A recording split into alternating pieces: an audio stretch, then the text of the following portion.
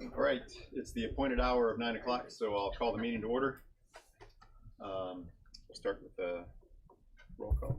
Mr. Featherling, Mr. Miller, Here. Mr. Tholen, Mr. Payton, Present. Ms. Peters, Present. Mr. Fairfield, Present. Mr. Snipes, Present. Mr. Swanson, Present. Mr. Dennell, Present. Mr. Eckhoff, Mr. Kirkstra, Present. Ms. Bryan, Mr. Collins, Ms. Hudson, Present. Mr. Alexander Hildebrand, Mr. Wheeler, Present. Mr. Seroy. We have a quorum. All right, thank you, Kelly. Thank you, everyone, for being here. We've got kind of a light agenda in front of us. Hopefully it'll go through quickly. We do have a deviation on the agenda. We will be moving transportation up a little bit, so Mr. Wilson can scoot along with his next engagements. Any public comment? All right, seeing none, we will move into the transportation report.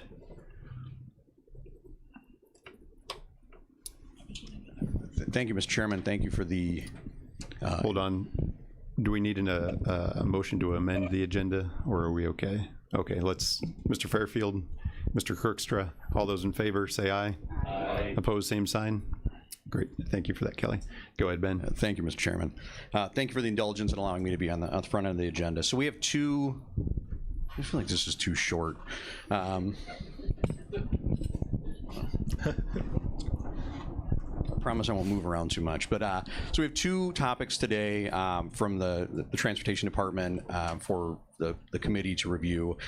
We have our rural ridership update, and then we have an update on service contracts. And we just try and bring to you on a quarterly basis information about ridership. And I would say that this is one of the first times in now quite some time that I've been able to give a positive ridership count. We're up 20% from the last quarter, and we're up 20% year over year on ridership. So we're about 6,700 riders in this quarter. So the quarter would be April 1st to June 30th. So that's the last quarter of our fiscal year with IDOT. But it's good to see the ridership up, and that's split between about 2,800 demand response and then 3,800 on the Moments commuter route.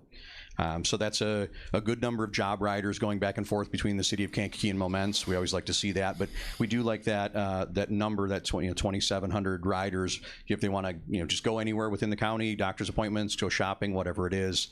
We're glad to see those riders are riding our system and getting that service. Total expenses for the quarter were about $186,000, and that's split between for programming, and that's split between admin and operating, and we hover between right around 8% admin cost and then 92% operating. So 92 cents on every dollar goes directly to the operation side of the service, and then total expenses for the program grant year was about $700,000. So we've worked the system up over the time. We're spending nearly $750,000 on rural transit, and that's always a good thing. We'd always like to spend more, and it's a nice little segue for me. The second item that we have on the agenda today is the social service contracts update, and I will say that one of our greatest limiting factors for rural transportation has always been, how do we grant match enough dollars? So we have federal funds that come through in the 5311 program, and then we have the Downstate Operating Assistance Program from IDOT. The federal funds have to be matched with the state funds, and we always have kind of an abundance of dollars that we can't quite get the leverage right on. And right now, what I just want to talk to this committee about a little bit is we've been contacted by Laura at Showbus about an opportunity to apply for some funds to do a service contract from the Area Agency on Aging. It's now called Age Guide. And one nice piece of this, unlike many other service contracts that we could potentially receive or the fares that we receive from our riders, these dollars can be directly matched as part of our local match component. So right now, the county puts in about $15,000 a year in local match, and then we maintain some service contracts. We're now applying through this program to try and receive more funds that would be applied towards that local match column, which would either allow us to do more rides or better leverage those grant dollars. So anytime these opportunities come about, we obviously want this committee to know that. We're going to be looking for that. Part of that application is us. We're going to issue a letter on behalf of the county saying Showbus is our current operator. Here's the amount of time they've operated. Here's how the program's worked for those years. Just as a letter of kind of a support for their application in being a service provider, and then those funds can be used by our program, which would be fantastic for us. Great. Thank you for that information, and thank you for your work. Thank you. Do we need a vote on that social services contract? It's not here yet, is it? I mean, we would ask the chairman to be able to sign the letter of support. I don't know that you would need a authorization, Andy. Motion. The Okay. committee wants me to sign it. All right, I'll entertain a motion for allowing the chairman to sign that contract when it arrives. Mr. Swanson, Mr. Dunnell? Letter? Yeah. Okay, great. All those in favor say aye. Aye. Opposed, same sign. Great, thank you for that. Thank you again, Ben. We'll move on to number 4, building report, July 2021. Mr. Chairman, Yes. we didn't do approval of the minutes. Okay, thank you for that. Let's go back and entertain a motion to approve the minutes.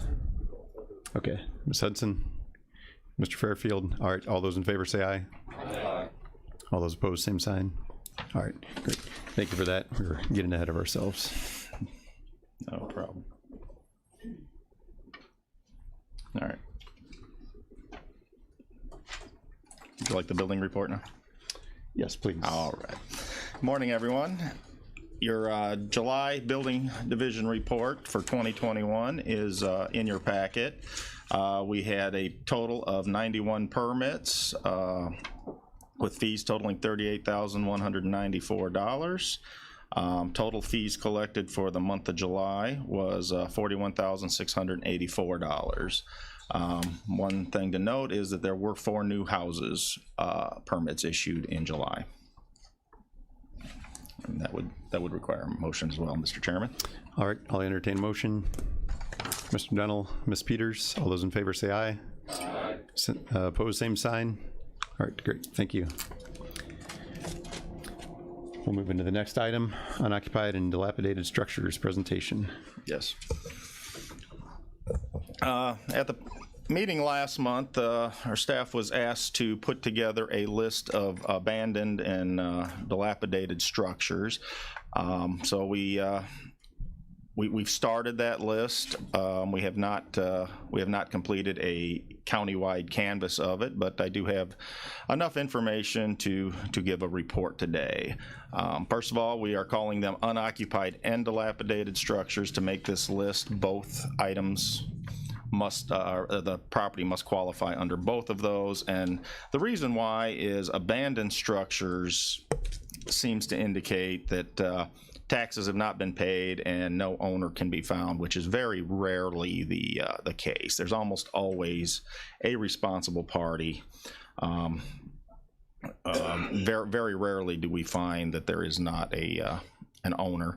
So we are reluctant to call them abandoned structures and generally call them unoccupied dilapidated structures. I do have some definitions on the screen up there. I don't know that I need to go through every one of them.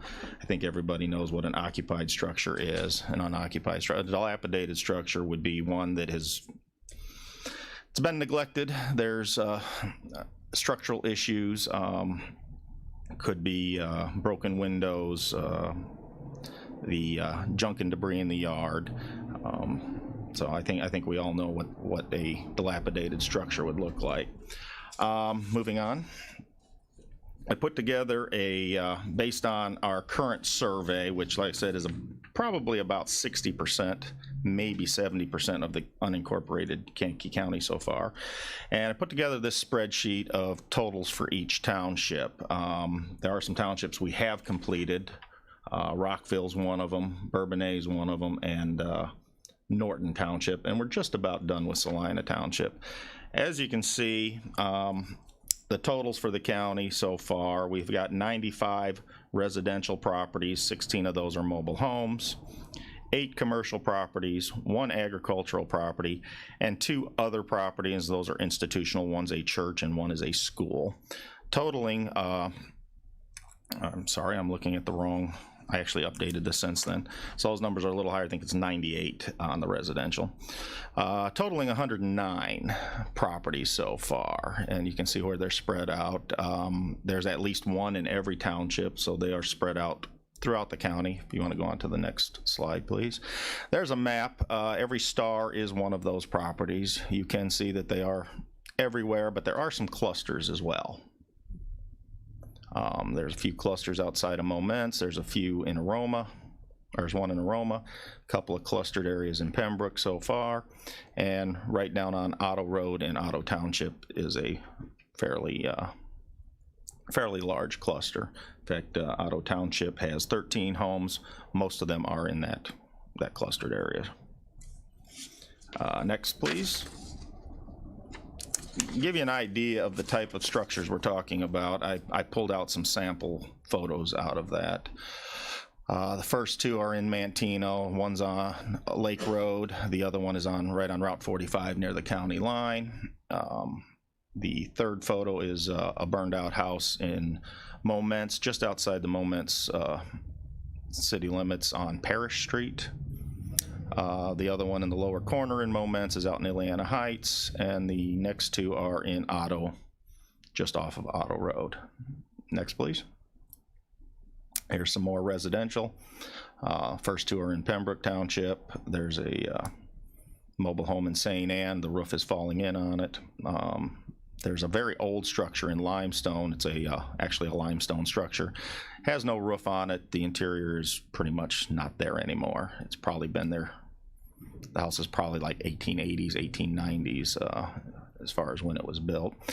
And then there's two in Yellowhead. The first one is on Route 1 just south of Grant Park, and the other one is on Route 1 just east of Grant Park, first road past the towers out there.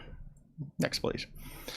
Then we also have some commercial properties. We have the old J.J. Ruffles down on Route 45 coming into town. We have the gas station. I think that one is fairly recently abandoned, but and it may be for sale. I did not see any for sale signs on it, but the weeds are starting to grow up on it. So it appears to be unoccupied and starting to dilapidate. Limestone Township, we have the old Davidson's West Restaurant. In Moments Township, we have the it's known as Pleasant Corners, was a gas station convenience store at one time, probably dates back to about the 1930s, 1920s.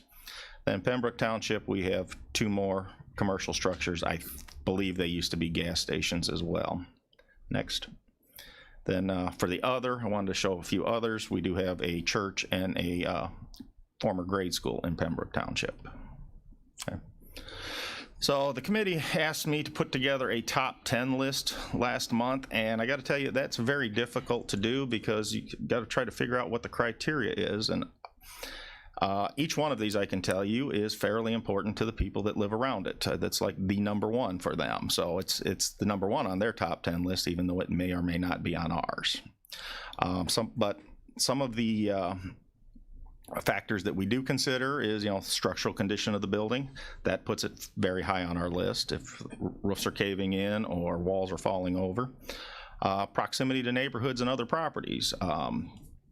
If it's sitting out on 5 acres by itself, it's not as high a priority for us if it's in a residential neighborhood where there's children and people around. Visibility within the community, is it on a major route? It's one of the things we look at. We don't necessarily give that as high a priority. Existence of an owner or responsible party. There are a few where the owner has died and there is nobody to take it over, so sending out letters or trying to enforce, there's really nobody to notify.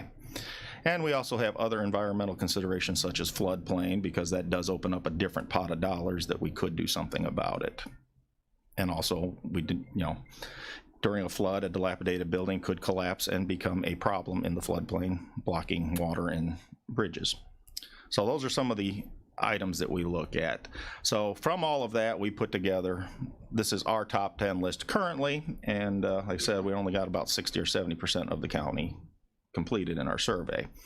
And these are in no particular order. It's not 1 through 10, and this one being the most highest, but this one is on Route 45 right at the county line in Manteno Township. Next. This one is in the floodplain in Avon Beach, which is just over the bridge on Route 17 on the south side of Route 17. It's starting to collapse, and it's about 20 feet from the Kankakee River. Next. This one is back on Spruce Lane in Aroma Township. There is an owner. We are in talks with them. He's supposed to be coming in to get a permit to finish it. It's been sitting like this for quite a while. He has actually cleaned up the yard, but it's Tyvek wrapped right now, and that picture doesn't really show you, but part of the roof is missing. Next. This one, because it is an attractive nuisance, there have been vandals. I don't know if you can read that or not. Somebody spray painted some not so nice things on the roof, and it is very highly visible being on Route 45 south of town. Next. This one here, it's not in a neighborhood. It's kind of sits by itself, but it is in really bad shape, and there is a potential for some collapse there. Okay. This one here, it's hard to see through all of the bushes and trees, but 2 of the walls are caving in on themselves, and the roof is just about gone on it. And this is right on Route 114, just outside of Moments. This one here is in a neighborhood. It's burned out. One of the problems we have here is there is no owner at this time. The owner is deceased, and we cannot find an heir. Okay, next. This one, just because of its condition on Auto Road, it's just about to fall over on itself. Next. This one's in Pembroke Township. That photo is probably not the best photo either. It's got some structural issues on the other side. And this one here, we've actually got this one this one was full of Connex containers. The property was some junk cars. They actually cleaned that up, but have done nothing with the house so far. So it has some issues as well, and that's all of them. So I would like to, I don't know if you want to open it up for discussion now. We can discuss some of these and what direction the board would like the planning department to take on these, or would you rather hear from the state's attorney's office first about the condemnation process and some of the legal aspects of what can and can't be done? Let's hear from the state's attorney's office first on the condemnation process, and that might guide us in our discussion a little bit more if we're better informed.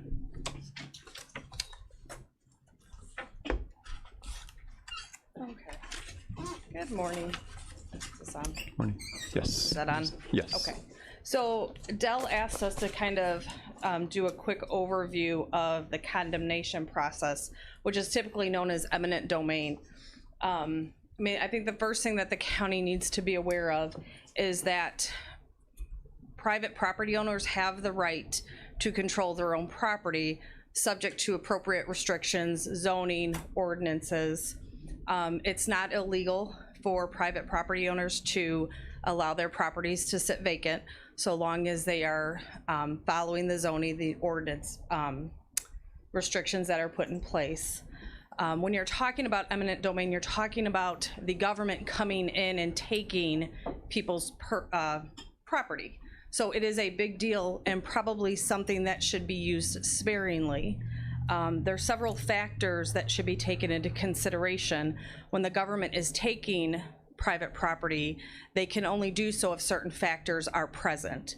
Some of those factors are whether or not the acquisition of the property is going to be necessary for a public purpose, if the acquired property is going to be owned and controlled by the condemning authority, which would be us. It can be used to handle situations where there is blight, kind of the dilapidated issues that Dell was talking about. The problem comes is we can't just go in and take their property. We have to pay them for their property. If we don't have an agreement with the owner, then it becomes an issue that's going to be decided by a trial court after a jury trial, if they demand one. Usually, property is worth what a willing buyer is willing to pay a willing seller. However, if there is no agreement, you're looking at fair market value. And that is not going to be decided by the condemning authority, and it's not going to be decided by the person who owns the property. It will go to a jury trial. And then the judge, the court, is going to tell us what we have to pay for it. And now we are the owners of that property once we do that. So now we have to ensure that the property is safe. We have to ensure that the property is insured. We have to ensure that all of the corrections are made. We are taking on that cost, that responsibility, that liability of that property. So it's not something that we should kind of go into lightly. There are other ways that we can handle the properties, and we do that with the zoning department. There are several cases right now that are in court. Typically what happens is if they issue a citation and we are enforcing that, our first goal is to get compliance with the property owner.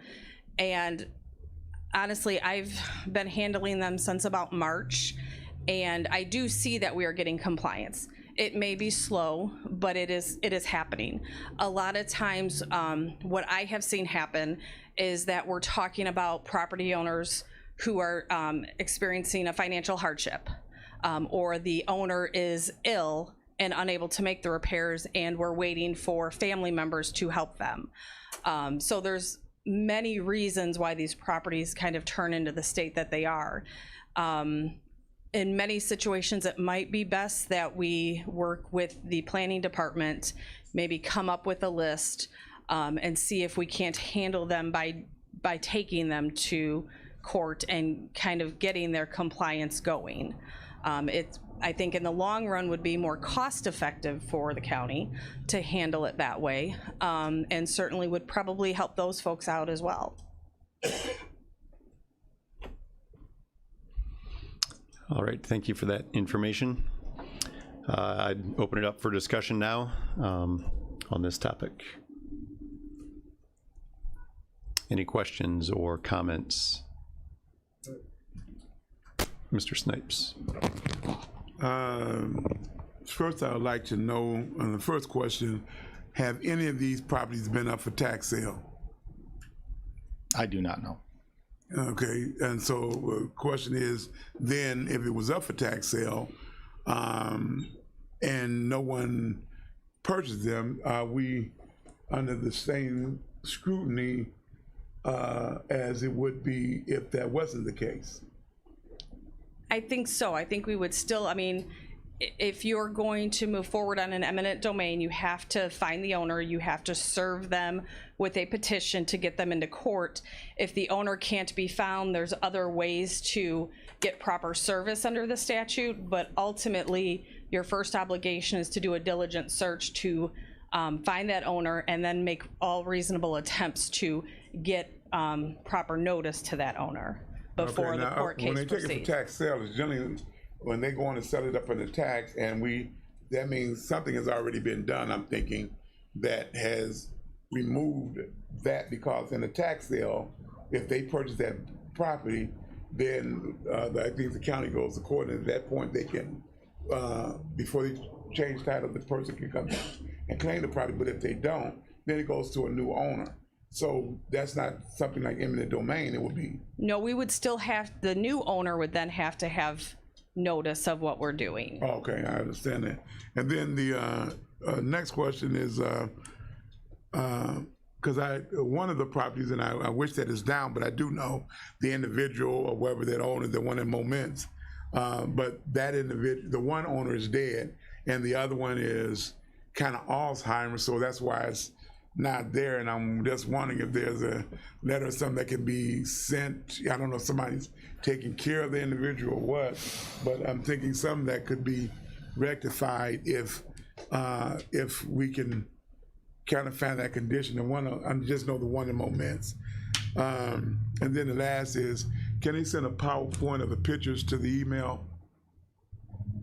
I believe so. I actually have another PowerPoint I didn't want to show today that's 130 slides long, because I've got a slide for each property. Oh, okay. For the I just can- the 8 properties, just the If it's not too big to email, I certainly can. If not, I can send this one. Yeah, that's what I was just saying. Just the pictures of the ones and where it's located.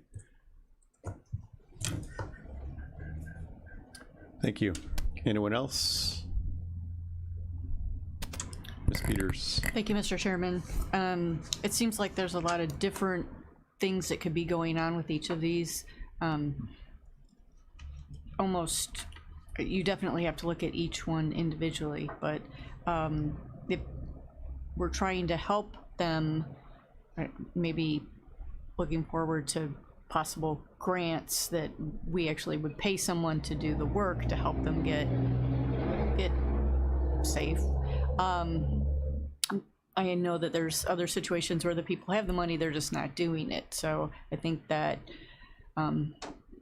working with people who don't have any money and maybe they want to sell the property. So I don't know, but it's definitely very wide-ranging problem. Thank you. Anyone else? Any other comments or questions for the discussion? Seeing none, thank you again, Del, for that presentation and for your work. You're welcome. Mr. Kirkstra, have you got a question? Yes, I had a question with the mobile homes, and I don't recall seeing any pictures of any mobile homes here, but their condition and so on and so forth, and it would seem to me like if the structure is a mobile home on a piece of property, basically cleaning that up would be fairly simple, and that's basically hauling off the mobile home and cleaning up the property. Is there? It could be. We did show one photo. The one in St. Anne was a mobile home that had the roof caving in on it. I didn't know. The process is still the same, though. Right. We actually can't clean up the property ourselves. Right. We have to buy it and then clean it up. Oh, okay. So while, yes, pulling the trailer off of there might seem to be fairly simple, the process is not necessarily. Yeah. If it has wheels. And well, understood. I understand. Thank you. Any other comments, questions? Mr. Snipes again. One other. What raises my eyebrow is the one in Pembroke under agriculture. What would that be, a barn or something? It appeared to be a yes. It was a barn on its own property. It was in pretty bad shape. One thing we did not include on this list was accessory structures. So if there are several barns and other garages and accessory structures that are also in bad shape, but they have a house associated with them, and so we did not look at accessory structures. In that instance, this one is on a property by itself, and it's not in great shape. Got it. Anything else? Chairman Wheeler. Thank you. Just to mention that if things are, if the board wants to go forward with things like this, then it becomes a question of where do you find the money to acquire the properties. That's really, knowing all of this is good and it's important and understand the process, but then where do you have that kind of money to acquire these properties at fair market value? Because you know that you roll those dice, you don't know what's going to come back from the courts. So, or you're paying appraisers now to go out and kind of pre-qualify them and see what you're talking about. The other thing is don't forget about the land bank. So that could be and it should be a big lever in this whole process, because if it is in tax sale, the land bank can acquire those, and then as if they're part of a rehab deal. So, but then you have to have buyers and sellers and markets and all of that kind of stuff. So it's a tool, it's a valuable tool, but fair market value becomes difficult for the county. So. I would also add that there's a cost to process as well. These are very time consuming to walk through that process of enforcement. Got it. Mr. Snipes. This will probably bring me up to another question. Do the county have CDSBG grants, or have we ever applied for them for those slum and, well, I don't want to say slum and blight, but blighted areas, to basically be able to afford homeowners the opportunity to restructure or invent or even just rebuild their particular properties. Do we have any CDSBG grant money in that particular area? Good question. I don't know the answer. We have never applied for those grants. The only housing grants that I have are the demolition of 3 structures on Laurel Road. Those are FEMA grants, and we're purchasing those ourselves, and once demolished, the county will always own them, so we cannot redevelop them or resell them. We do have some IDA grants that have been put into the land bank. Those are for residential rehabs. And those are, I think it was $160,000 roughly. That's just sitting there waiting for that to happen. But I do not, and I may be incorrect, and if Ben, well, he's gone, but I don't think we're eligible for community development block grants. I think those are only municipalities. I may be wrong, but I don't. The reason I think that is because of the way that the ARPA funding was put out. Kankakee was due, they gave their allocation via the CDBG formula and not us. And so I'd have to look into it, but I don't think we're eligible because we don't have that, what do you say, disparate economic situations that create CDBG eligibility in the whole county, whereas in Kankakee they definitely qualify. I hope that makes sense the way that I put that. I don't know that we're eligible, but we can look into it. So. Got it. Mr. Snipes. The reason I kind of brought that up is because I believe that in the outlying county areas we do have it, or wherever areas in Pembroke, and even other individuals that may suffer the blight or need to be reinvented, be something to kind of look at or whatever, and then to kind of get the ear of our representatives to basically determine whether or not that is possible, because I think we miss it with Pembroke being one of the 3 in the I know in the state of Illinois, and if not in this United States or wherever it is, that's kind of hit with the hammer of being in a impoverished area, and that would be enough because of geographic area to even just establish a block grant. So it's just interesting, just a point of thought. Sure. Thank you. Any other comments? Questions, discussion? All right, seeing none. Thank you again, Del, for that presentation. You're welcome. We'll move on into item number 5, zoning, proposed zoning ordinance text amendment, roadside stands in the R1 district. Kelly, if you could keep going, I've got another one right behind that. Thank you. We've had recently a few requests for roadside stands, farm stands on properties in our R1 district. I know of at least 3 here in the last few months, and all 3 of them, we've had to tell them that that's not a permitted use in the R1 district. There are only 8 permitted uses listed in that district. Agriculture is one of them, but you must have 20 acres or more, and these 3 properties did not have that. They were between, I think, 4 acres and about 6 or 7 acres. However, you know, R1 district is for single-family residential, but back in 1967, when our first zoning ordinance and map went into effect, the large areas of Kankakee County were zoned R1 single family. In fact, go to the next slide. You can see it there. The yellow is the R1 district. These are large areas. Probably 3/4 of Pembroke Township was zoned R1. A large portion of Aroma, well over half of Limestone. As you can see, there's quite a bit of R1 zoning out there, and many of these properties are still used for rural or agricultural purposes, even though they do have residential zoning. That, coupled with our 2005 comprehensive plan, identified these areas as being overzoned and should be zoning should be reduced and downzoned to an agricultural use. We believe that allowing some agricultural use, such as a farm stand on smaller properties than 20 acres in these areas, with the proper regulations, would have no detrimental effects on the neighborhoods. So what we are proposing today, and I'm asking permission to take this through the public hearing process, through the Zoning Board of Appeals. It will come back to this committee after that public hearing.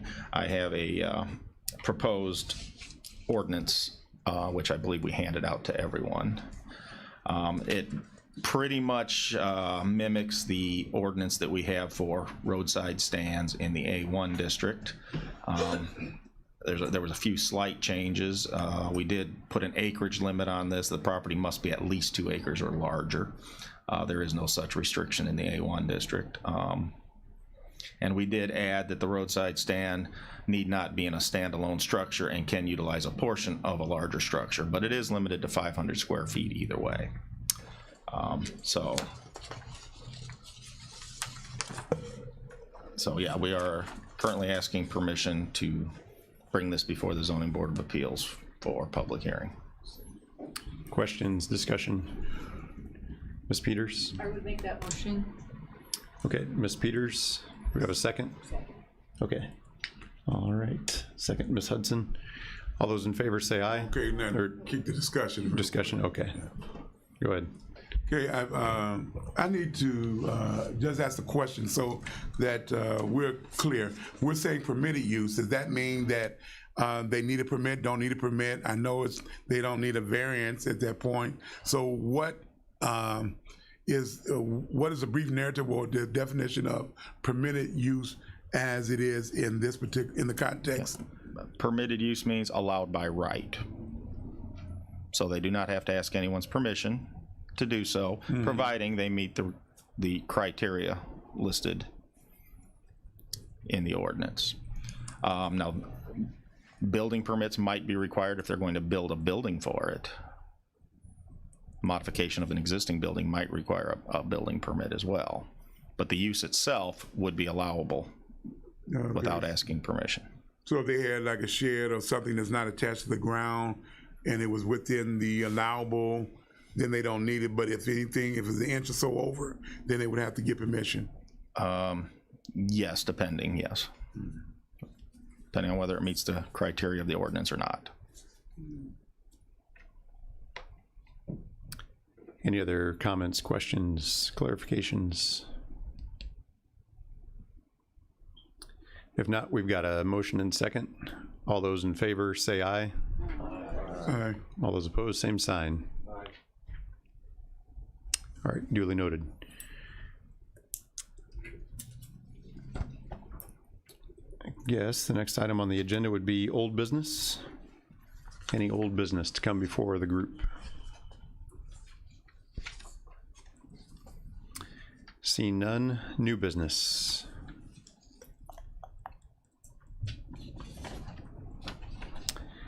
I don't see any new business. Thank you again, everyone, for coming today. All right, we've got a motion. Ms. Hudson, second. All those in favor say aye.